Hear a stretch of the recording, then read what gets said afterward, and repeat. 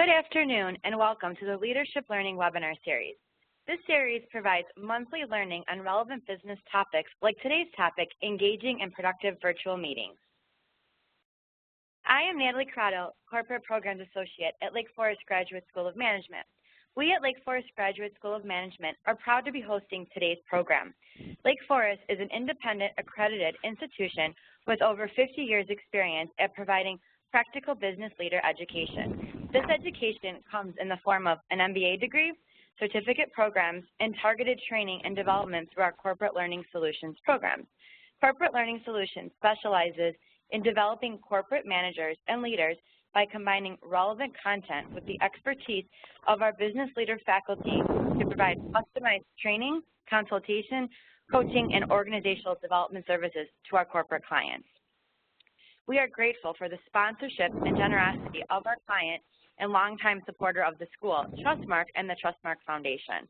Trustmark provides access to a full spectrum of flexible benefit solutions, including health plan administration for self-funded employer groups, payroll-deducted voluntary products, group medical benefits, and health and fitness management programs. We are able to bring this webinar to you on a complimentary basis as a result of Trustmark's support. Before we get started, I'd like to introduce Corrine Miller, our facilitator for today's session. Corrine has been a faculty member at Lake Forest Graduate School of Management for over 15 years. She teaches communication and innovation for Corporate Learning Solutions. Corrine is founder and principal consultant at Innovating Results. She consults, trains, facilitates, and coaches on virtual communications, managing a virtual workforce, virtual teaming, and innovation. She has over 25 years experience in engineering, learning and development, program management, business operations, quality, and innovation. Corrine, we are pleased to have you here today. Well, thank you, Natalie, and welcome everybody. I'm so glad you're here on this, what is in Chicago, a very crisp and cool day. We have a lot of attendees, so we're going to get started, and we'll be moving at a pretty quick clip. I'd like to encourage you to have your paper and pen ready because I'm going to play two different roles. I'm going to take us through what is a, quote, virtual meeting today, which is our learning session. And also, I'm going to kind of tell you behind the scenes why I'm doing the things I'm doing so that you can do those in a virtual meeting as well. And we all know meeting is kind of a really general term. So go ahead and feel free to record some of the techniques that you notice that I'm using to create engagement during our session today. And I'll even ask you to let me know what you've written down a little bit later. If you would, if on the right side of your WebEx screen, if you would go ahead and click Raise Hand when you've closed your other applications, please don't close the WebEx, and you have your paper and pen ready and you're ready to start. This is a great way for us to synchronize ourselves and get everybody attuned to our meeting today, and we're all, as I used to say when I worked in the UK, singing from the same hymn sheet. So I see a lot of hands going up. Thank you for that. Awesome. Thank you so much. So now we're all revved up and we've got our bandwidth maximized. This is how we're going to interact today because our whole participant group is on mute, and that's really necessary when we have such a large crowd. So this is how we'll interact for this brief time. Oh, it seems so short, 60 minutes. It's going to fly by really, really fast. I'll ask you to do things like raise hand like we did now. You'll notice there's a yes, no, a green check, a red X. You'll be using that. You'll be using emoticons. We'll have a couple of polls. Even though we have a lot of people, I will dabble in the annotation tools that we have at our WebEx disposal. I'll ask you, though, to please don't play with those until we get to that part. Thank you, or else then I have to go and clear them all. This is the danger with such a large crowd, but I trust every one of you implicitly, and there's always a way to recover from that if you do accidentally, anonymously do something on the screen. And here's something super cool. At the end of the session, I'm going to transfer you a job aid a PDF file with all the tips from our session actually through WebEx. You'll get it right through the WebEx tool, and we won't have to worry about hustling up and doing emails later. However, having said that, in case you don't get it for some technical reason, our moderator, Natalie, will email it out to everybody as a backup, but I do want to demonstrate this cool tool to you. So let's get started and open up our first poll for today. I just want to know a little bit about you. You know a little bit about me, and thank you, Natalie, for telling everybody how many years of experience I've been around for. I have to keep my hairdresser in business there. I've also managed many global teams in my corporate career. I've been in my consulting business just for about 9 years now, and before that, my years were in senior level positions, most recently in the corporate world, managing global teams as well. So we've got a good tick going on our poll, and I'll be sure and show you the results of our poll. I really, it's so interesting with such a mixed group, and we don't know where everyone's coming from, you know, what your businesses are, what tools you have at your disposal, and so forth. And I just want to let you know this isn't the, what I call the 1999 version of virtual meetings. I'm really going to go deep and tell you some of the tricks of the trade and tools and so forth that aren't the obvious thing. So I'm not going to be talking about, you know, you need to have an agenda. You know you need to have an agenda. So we're going to skip the obvious, and I think we're going to go ahead and close this poll now. So if you want to just finish up, we only got a couple people ready to finish up, and we're ready to rock. All right. This is such an interesting topic. You know, some people think, oh, virtual meetings, but I get really excited when I talk about this because I actually love virtual meetings. I do love being in person, too. There's nothing to replace being in person, but it's kind of a cool thing to use the technology and to be able to reach people that we haven't been able to reach in the past. Now, I hope that you can see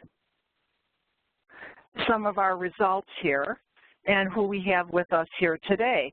So what's really nice is that it's a small percentage of people that are only using voice only.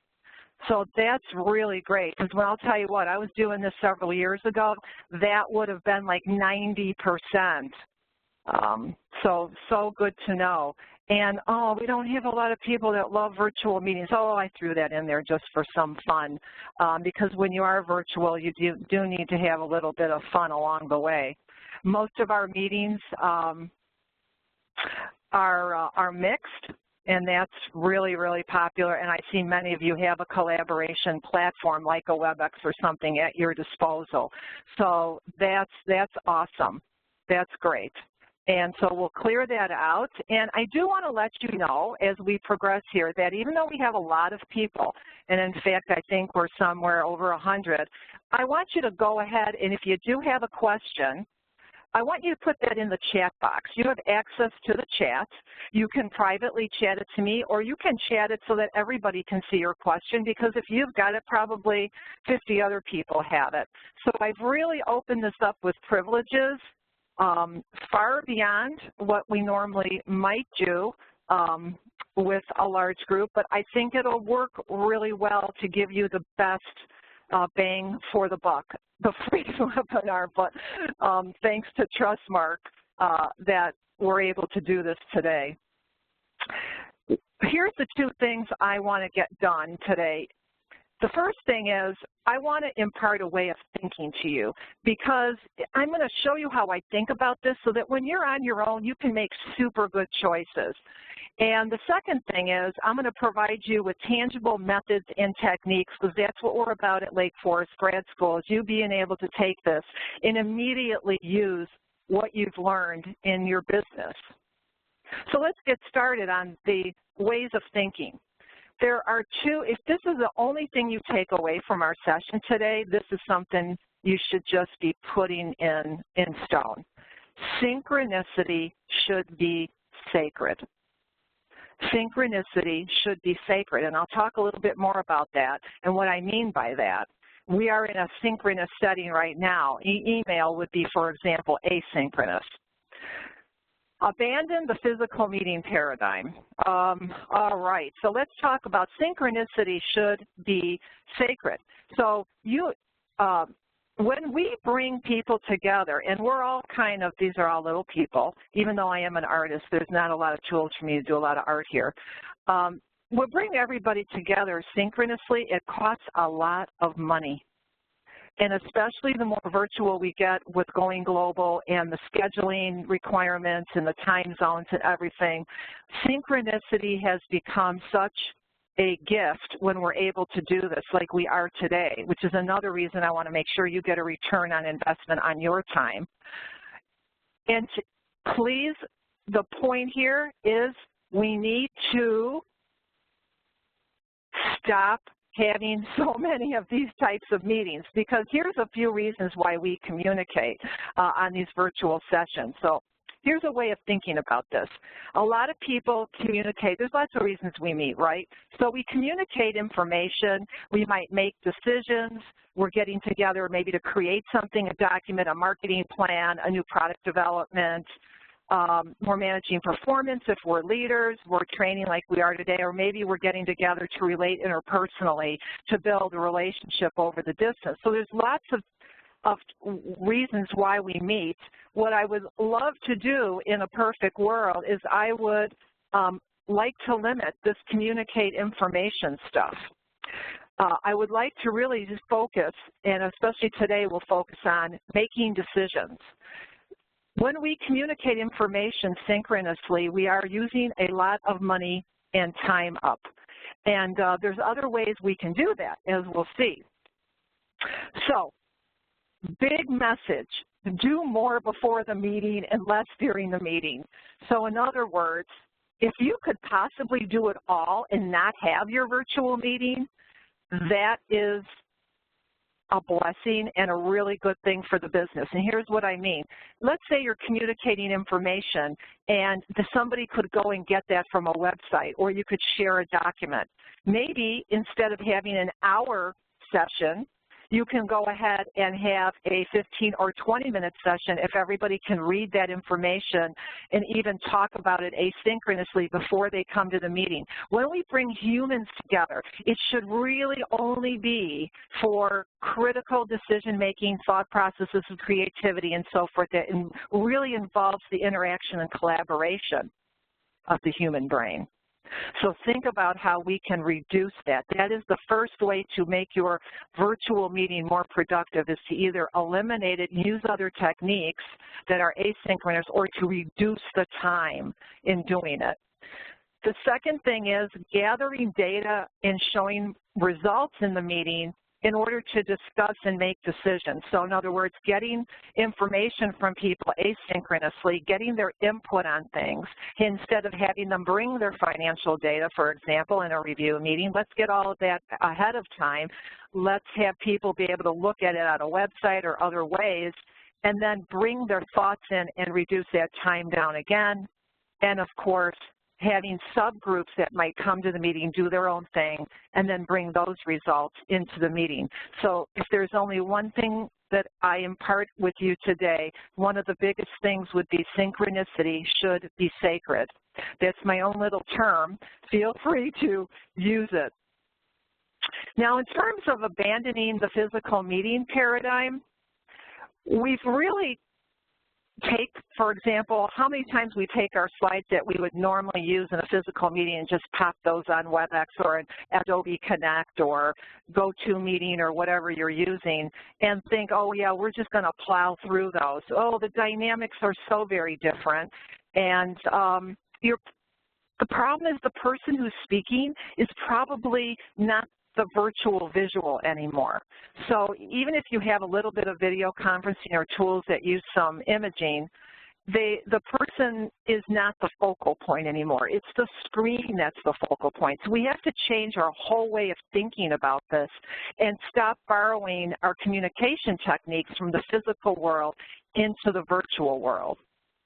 And something that we do a lot of, and I saw on the poll a lot of us are doing, over 60% of us on our session today, is these hybrid physical virtual meetings where we get in a conference room and then we have a few people or another team in another room and so forth somewhere else down the street or maybe even down the river or down the ocean. And this is sometimes a controversial thing when I say this, but trust me, the groups I've worked with that have implemented this have found it to be super helpful, is to limit these hybrid meetings. What do you do instead? Everybody is virtual. We don't come to the conference room. We all do it from our desks or where we're telecommuting from and so forth. So everybody is on the same, they're normalized, and everybody is virtual. And that eliminates all the things that you and I know from all the years of doing this that happen in the dynamics of the conference room versus the person on the phone. Yeah, it's really nice to get together in that conference room if we're co-located, but we're really not being as productive as we could be in many times as if we were all virtual. So that might be a new idea for you, an all virtual. And lastly, I'd like to talk to you a little bit about virtual communication and ways to engage, excuse me, because they're very different than we do when we're in person. Here, I'm going to pop one more poll. This will be our last poll of the session today. I don't want to over-poll you, but I have a question. How often do you think a virtual meeting requires an engagement action? And I'm not really defining that for you yet, but I'll double click on that engagement bag in a minute of what are all our bags of tricks. So how often do you think we need an engagement action? Oh, we have a little bit of silence. Do you ever notice on virtual sessions when we have a tiny bit of silence, everybody thinks that the session went down? But when we're in person, a little bit of silence is very powerful. That is very, very powerful. So we're going to go ahead and close the poll now and just see where we're at. So WebEx is busy closing the poll, and I'm going to show you those poll results in just a second. So you'll see that we have a little normal distribution curve in the answers where we have a low amount of folks on the 90 second and versus the 15 minutes. So you can see that. And that's okay if you're on an iPhone app and you can't respond to the polls, but thank you, Larry, for letting me know that. And this is a great example of the diversity of technology that's out there and the compatibility that we have between various applications. So you can see that, guess what? The 13 of you that said 90 seconds, the 13 of you that said 90 seconds, you're right. And then you think, oh my gosh, what is she talking about? 90 seconds? Am I supposed to be polling people every 90 seconds? Oh my gosh, no. No, no, no. So let's decode this a little bit. What the heck do I mean by engagement? So here's what's in my bag of tricks. Platform features, the things that we use on a WebEx or maybe one of the platforms you're using, but I'm going to use WebEx examples today since we're on WebEx. You've got your audio. You've got video. You have a potential for your slides, other materials that you might have pre-distributed that people can touch and access, or other automated tools you may bring up. Anytime you are getting people to hear something different, even if it's tonal in your voice, see something move, touch something, click something, think about something, have an assignment to do something, you are engaging them. So every 90 seconds is what the data is telling us. We are so in need of that because of the level of distractions that we get. So think about this. Look at this cool graph that's on our screen right now. Interaction, collaboration. I just want to let you know about the size of that. Okay, the size of the meeting group. You'll notice that we have a group around of a little over 100. And when we get out here, we're basically out in the between a webinar and a webcast, and I've done them with thousands of people, and that's a big webcast, and you'll can see that the interaction ability and collaboration ability reduces. So just for some fun, why don't you go ahead and chat? I would like everybody to go to the chat box and tell me what you think the difference is between collaboration and interaction. Collaboration and interaction. So let's have a little bit of fun. We have a lot of people. That's okay. It'll be fun for all of us to watch the different answers that'll scroll across our chat box. This is also a great way to communicate and when you're having a virtual meeting, just kind of see where everybody's at real quickly, is just to have them not talk. We don't have to talk all the time. You'll notice all the tricks we're using today, even though we have a large crowd, you can use that with a smaller crowd. So if you want to go ahead and hit the chat and tell me what you think the difference between interaction and collaboration is, and we're getting some results, so go ahead and look at that. Wow, interaction is one-sided. Oh, Melissa, boom shakalaka, you nailed that one. Yeah, and then we've got collaborations, putting your ideas together and coming up with something better. Great. Ramesh, thank you. Interaction, talk, collaboration, walk the talk. So take a few seconds here to look what your meeting peers are putting in here. They're really, really hitting it.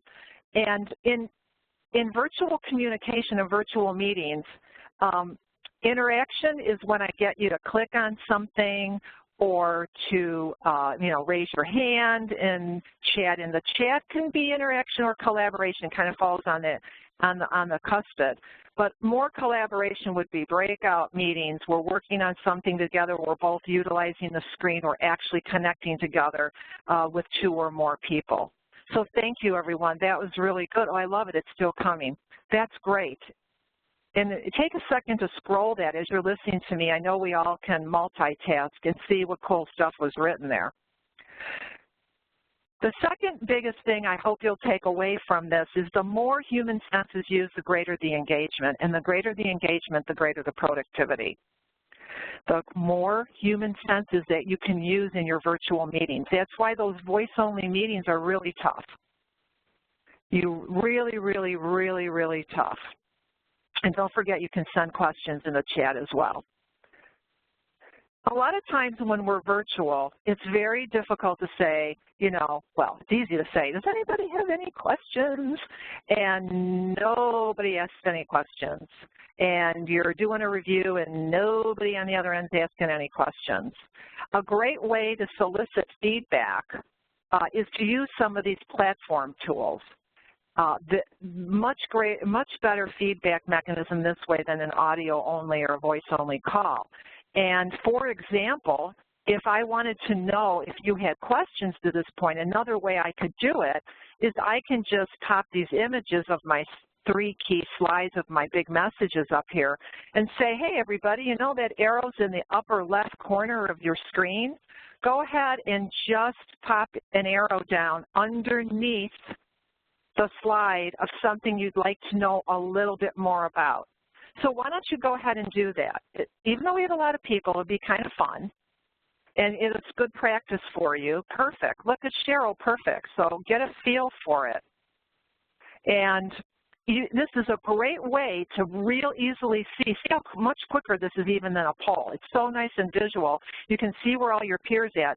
Out of those annotation tools in the upper left, the only one that is not anonymous is the arrow, because it has your name, and you only get 1 arrow, as you notice, in WebEx. And the other ones are anonymous. So if you wanted this to be anonymous, you could tell people just to use the marker and put a check mark, or tick mark or something as well. So notice that, yeah, great practice. I see how you're practicing. you'll be able to see now, the more human senses used, the greater the engagement, because we're mimicking the physical environment. If you want to know more about that, think about it. When we're physical, we can see, we can touch, we can feel, we can smell, and we'll talk a little bit more about that. The more you can mimic that physical environment is what I really meant by that, and I'll show you some ways to do that. Thank you. Thank you so much. Now, let me just pause for a second and say, use the chat right now and let me know what's one, because I know you have many. What's one of your biggest issues with virtual meetings?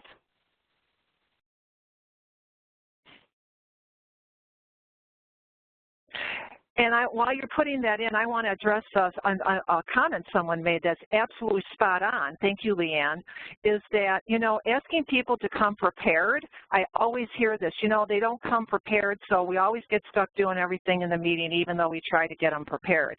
Well, the technique that I've worked as a consultant in this area a long time works super well is when they don't come prepared, stop the meeting and have everybody go back, cancel the meeting, and we're leaving because people didn't come prepared. So people didn't come prepared. You stop the meeting, and peer pressure, after a while, they'll come prepared to the meeting. So thank you for putting some of the big issues, and I notice a lot of them are tech issues. And you know, that's a big one I hear when I go to different companies. The tech thing is making me crazy. And my response to that is the bottom of the hierarchy of virtual communication. The tech's got to be sound. And if the tech isn't working, you have to work really hard and push it with your tech folks or get the resources, because everything else after that will work super well. But you're right, you got to nail the tech thing. If we had to do a Maslow's hierarchy, that would definitely be there. So thank you, and I'll touch on some of these as we work our way through.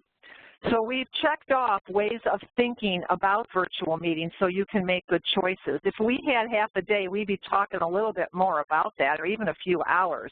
But I hope you got some of the big things about changing your paradigm, thinking about the senses, having less time in the meetings, doing and offloading things to other asynchronous methods. Now let me give you some methods and techniques for the virtual meeting itself. And I'd like you to think about the virtual meeting in a temporal type fashion. There's the before the meeting where you're planning. There's the focus part where you're just starting up. And then there's the engaging part during, and then the after the meeting. So there's the before, the during, and the after. There's going to be a few tips along the way here. Okay, so the plan piece, reiterating, just because it's a good thing in training that we reiterate the things that are super important. The planning piece, try to plan stuff asynchronously. Okay, if it doesn't work, peer pressure. The next thing is, and this takes time, that's why there's those little clocks on the slide. This takes time, and a lot of people don't like the uphill piece of this.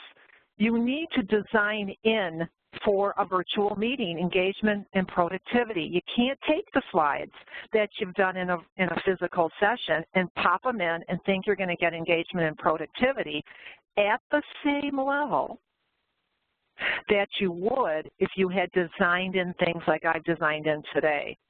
And people go, oh, Corrine, don't have enough time.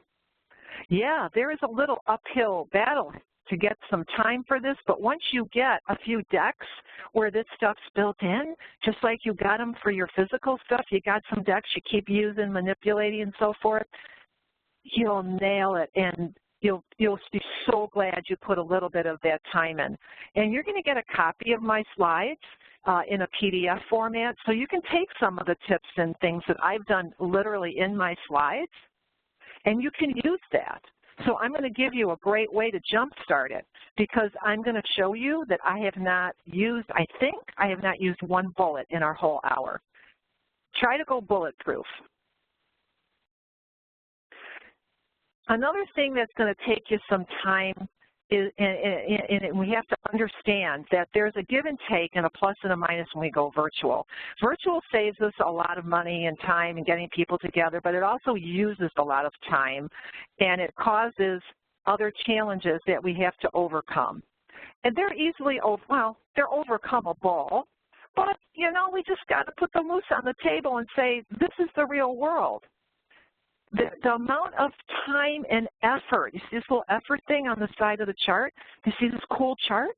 The more time and effort you have to put in is based on how far away the people are from you relationally that you're meeting with, how far away they are physically, how far they are away functionally, and how far they are away culturally.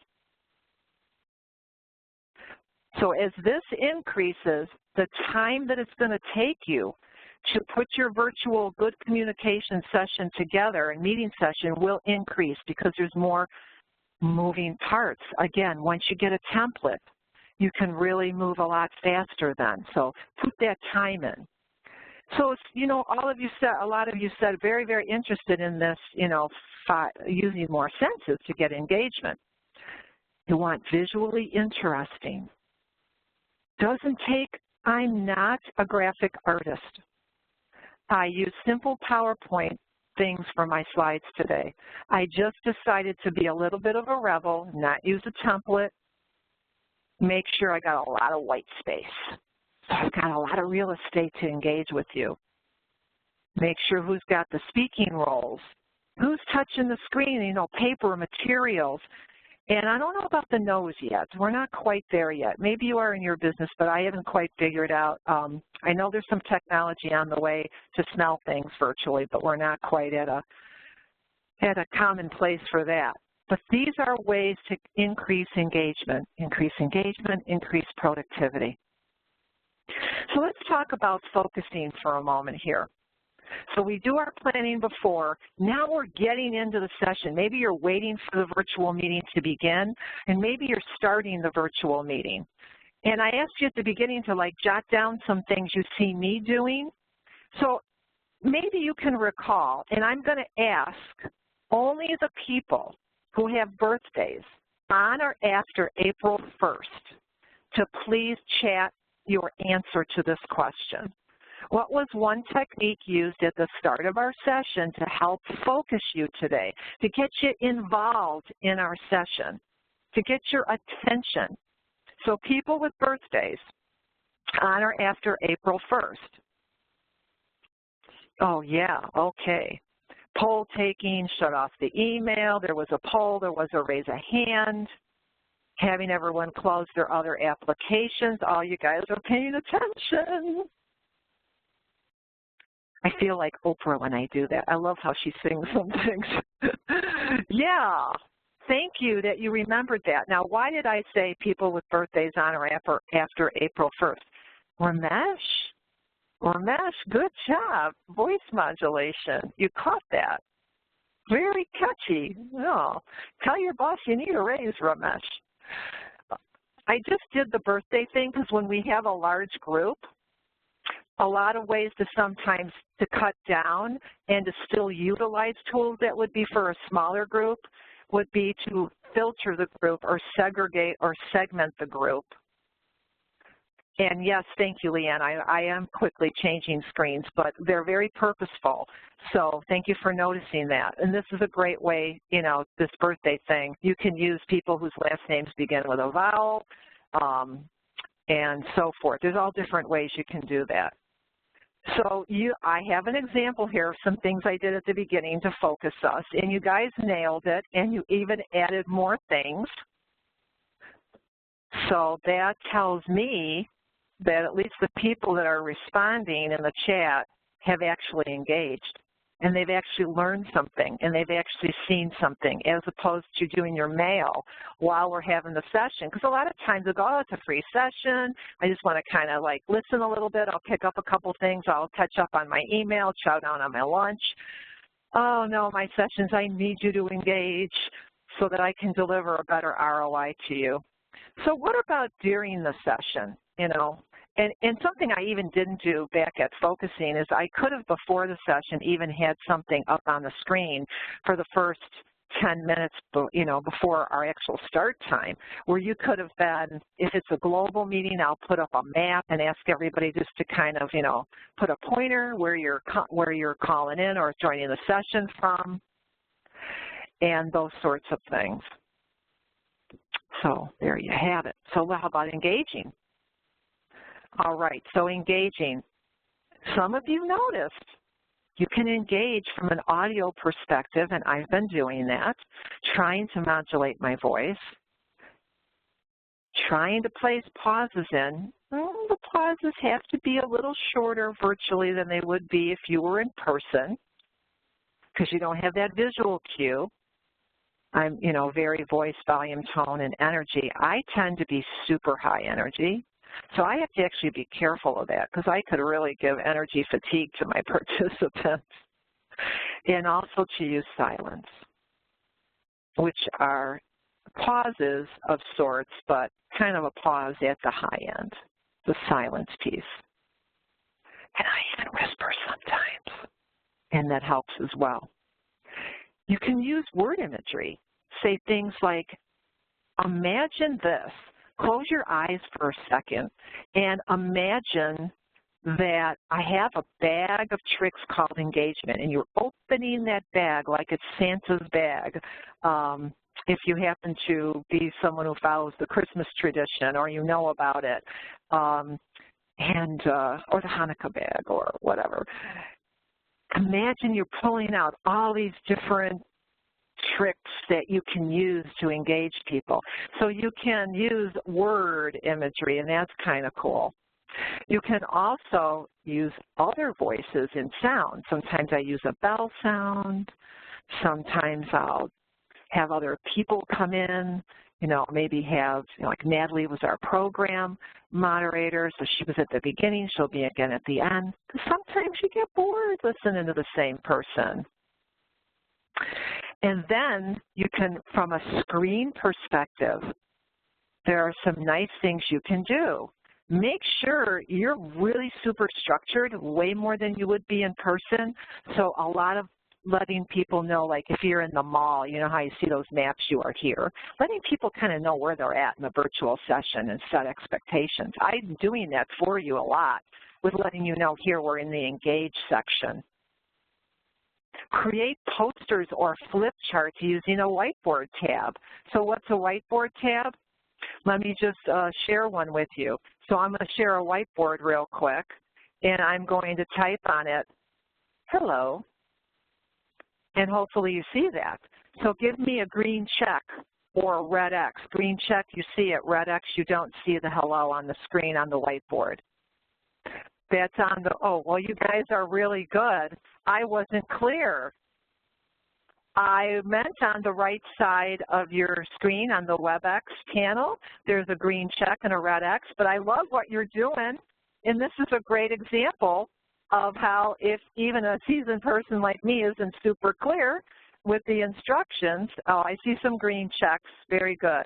Okay. There you go. So you can share a whiteboard and you can write on it. You can do all kinds of cool stuff. Now I'm going back to the regular slides. And I'm going to progress here and say you can even have, please use a lot of white background like I'm using for the maximum real estate. Also, use linking graphics. Notice I'll give you a picture of some previous slides. I'll ask you if you had a question about it or if you wanted to know more about it. So you like those linking graphics because they help keep people knowing where you're at. Try not to use a lot of clip art and to use photos instead. You can use a little bit of clip art if it's more like drawing types because it's not realistic and people think it's kind of cheesy and it might not engage them. And don't use what your audience expects. I could have made bullets out of this slide, but instead all I did is take text boxes and color them all different shades of green, which is so easy to do in PowerPoint. And I moved around the screen, and now I'm showing them all to you. So I started at the bottom, then I moved up, then I went to the middle. This isn't hard to do. It's no different than animating bullets, really. So this is a great way for you to do that. Now, I would like to know, with a green check on the WebEx panel, not on the screen, or a red X for no, green check for yes, a red X for no, do you think you can easily create a slide like this? So I want to know if you think you can create a slide like this using your WebEx panel that's over on the right underneath the participants' names. Green check, red X. Red X meaning you don't think you can do this. This is PowerPoint. So a lot of you are able to do this, so great, you can do it. So you can start doing it right now after we get done with, well, after we get done with our session. I hope you won't leave me quite yet. In the area of interaction and collaboration, these are things that are available on WebEx. All of these different things you see on the screen. It's amazing. Now, I'm sure what maybe other virtual tools you're using will have these different ones. They're usually a subset of these are pretty common. These are things, now think about it. Raising the hand to know where people are at. Some of these are even anonymous. So I'm going to go ahead and point to some that can be anonymous. Polls can be anonymous. Writing on the whiteboard can be anonymous. All but the pointer on the annotation tools can be anonymous. If you want to get kind of where people's heads are at on things, you think they might be a little bit shy. And I love how you guys are loving those tools up there. I love it. Feel free to continue to play with that. It doesn't bother me at all. If it gets in my way, I'm just going to erase them. So I got one person asking me to slow down a little bit. I'm going to do that. I'm going to do that. I have a tendency to talk pretty fast. So look at that. All these different things that you can use. If there's one of these that you would like to know about, more about, so just for a moment, if we'll stop writing on the screen for just a moment, and just use your arrow and point to the one you'd like to know more about. And I'm going to tell you a little bit more about that. So point to the one of these things up here, one of these things up here that's out on a line. Oh, okay, you're pointing down there. Okay. Okay, that's fine. You can also point up here if you want to know more about hand raise, yes, emoticons, whiteboard, sharing screen. You can point anywhere you like, and I'll tell you a little bit more about that. So video, yeah, okay. You can, we're getting the gambit. Okay, so the platform features are the ones that I've put up above here on the lines.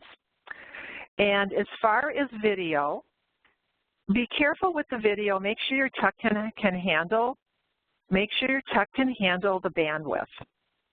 In terms of other tools, there's a lot of arrows down by other tools. Maybe you want to bring up one of the tools that you're using in your company. You know, maybe some kind of financial tool or some kind of development tool, or you're using some kind of Google Docs tool or something. You can always bring those tools up as well.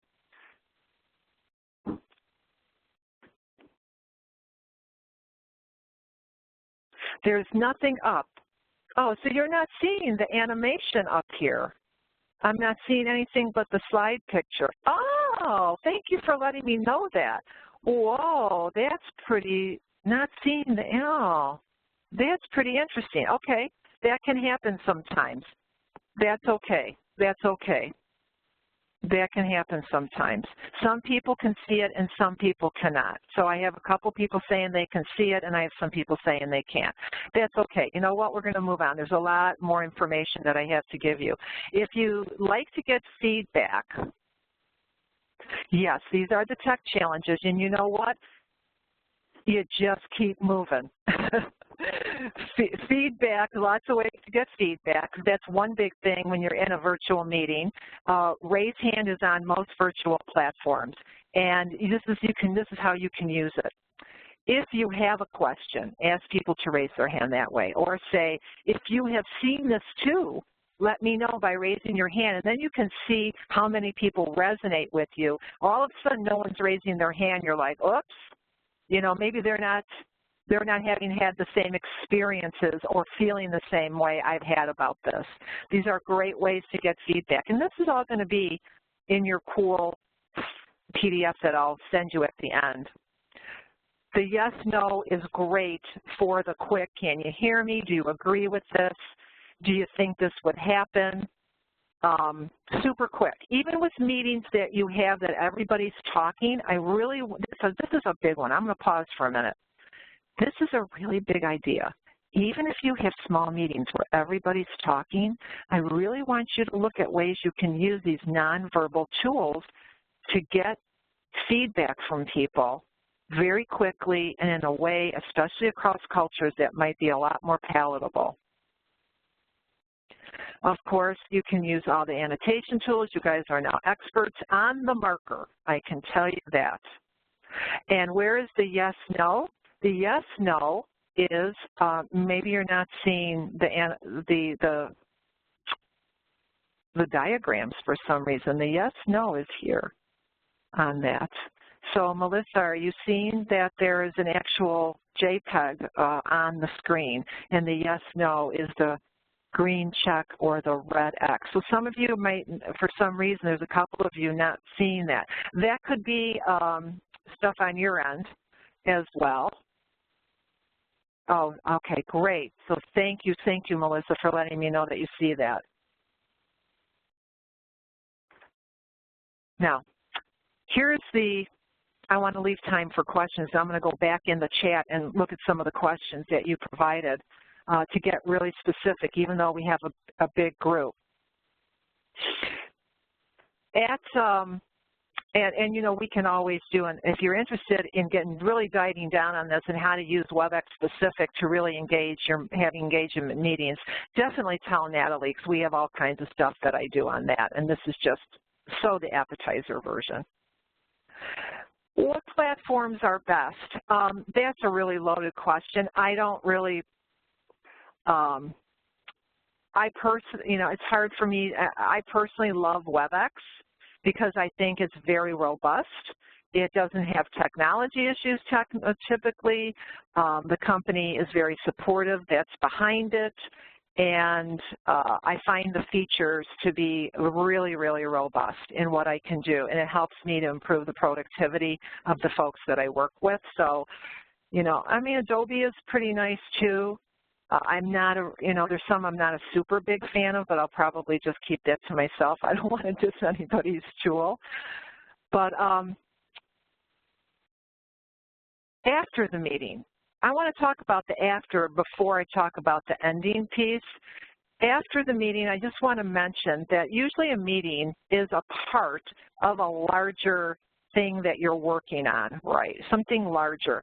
And it sits in this microcosm. So make sure you're connecting it to the next thing at the end so people know, okay, at the end of this, now we're going to go and do these. Then we're going to go have some breakouts, or we're going to go work on these action teams are going to go work on things, and then we're going to come back together, and this is when we're going to come back together. So make sure you're keeping that momentum. But as far as ending the meeting, this is where you can do some really, really cool things. And I'm going to actually skip around for just a second. You can actually do something cool at the end or actually during, and I will be doing this very soon, is let's say, for example, you're recording minutes or you're taking an action items with owners, due dates, and so forth, and if somebody's got a Word document open and you're like, you know, putting it all in, getting people's okays, gaining agreement on things, and then you have to leave the meeting. And then you got to go back to your desk. And you got to email it out to everybody, and then somebody goes, well, you know, that's not exactly the way I heard it, the way you wrote it, and da-da-da-da-da. Well, what you can do is you can pop that Word document up right here on the screen, and you can get everybody's okay, make sure everybody's agreed, and then through WebEx, you can actually share that Word document, that action plan, with everybody that's attending the meeting. You're done with the meeting, you're over with, you don't have to go back to your desk, you don't have to have one more thing to do. and it's over with. You can move on to the next thing. How cool would that be? And I'm going to do that with you in a little bit. But I want to go back for a moment and talk to you about, I've told you a few things, and when you get a copy of these slides and review them at a much slower rate than I'm going, you'll say, oh, yeah, she mentioned that. Oh, yeah, I remember that. And then you'll say, that's one thing that she said I'd like to change in our virtual meetings. Yeah, that's one thing I'd like to do. When you pick that one thing, here's what I'd like you to do in order to make it stick. And I'm going to ask you to please only do one thing. And when you pick that one thing or that one behavior you want to change, send the people that normally attend that meeting, I would like you to go ahead and send them a note and let them know this is what we're going to do in our virtual meetings from now on. There's this one thing we're looking to change, and explain to them what it is, make sure they all understand it, and then you're going to measure it during your virtual meetings. Let's say you have a standing meeting that's virtual, every week or every other week on Wednesday at 1 o'clock. The way you measure it is you assign somebody to watch how often that behavior happens in the wrong way and the right way. Right way meaning the way you want to change it to. Have somebody count. And at the beginning of the meeting, they will announce, hey, there's this one thing, and I mean don't take more than 30 seconds for this. There's this one thing we're looking to improve in our meetings. I'm going to kind of watch it for us, count, and I'll let you know at the end how we're doing. So just 30 to 60 seconds at the start, name what it is, have a person count it, and at the end, have the person give out the measurement and let everybody know how you're doing. Now, when you get to the 0 mark and you're doing really good, is that when you stop measuring it? No, you have to keep going. How long do you have to keep going for the behavior to stick? I would ask you to do it for at least 3 months. If you can just change one thing every 3 months, it's 4 things a year that will add to your productivity tremendously. And be wise in which things you actually are going to do. But don't try to do more than one at a time, and make sure you measure. I've used this technique over and over again with many companies. It works like a charm. And it's based on all these wonderful principles of psychology. So I am told, my son's a psychologist. Okay. Now, remember I told you about the transfer. I'm going to go ahead and do a super cool thing, and I'm going to transfer a job aid for you, which is basically a copy of the slides, and it's going to come in just a second or two.